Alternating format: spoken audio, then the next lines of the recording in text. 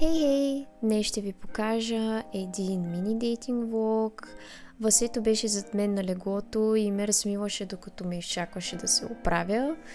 Когато се глася да излизам навън, обикновено не слагам много грим, защото просто не ми е удобно и не обичам да имам много продукти на лицето си, а и смятам, че така изглеждам по-добре и по-свежо. Гримът не мисля, че ми отнема повече от 10-15 минути, но със сигурност на Васето му се струва като цяла вечност, винаги когато се гримирам.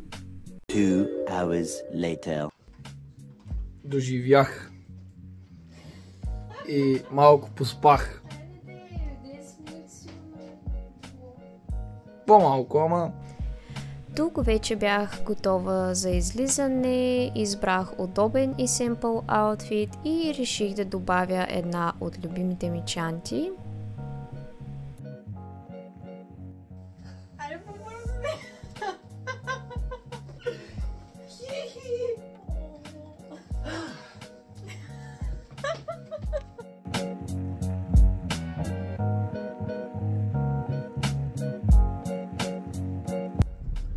И така, отиваме до мола. Смуци да отиваме да пазаруваме. Аз си търся панталон и тениска. Не, и риза по-скоро. И може и двете. Не отказвам. Да, там сме се запътили и... Първо сме през магазина на Ицето. Кой? Kaufland. Там сме на правилното място. О, боже, добре.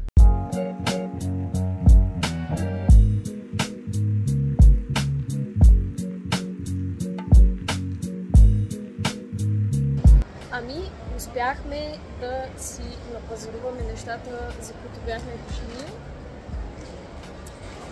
Mission successful. Така, решихме да си вземем смучета. И тя лудата си взе треволяк. Сега ще го пробвам. По принцип, уж било прочистващо, но по-скоро е нещо да те убие. Много се притеснявам. Аз винаги пия зелени.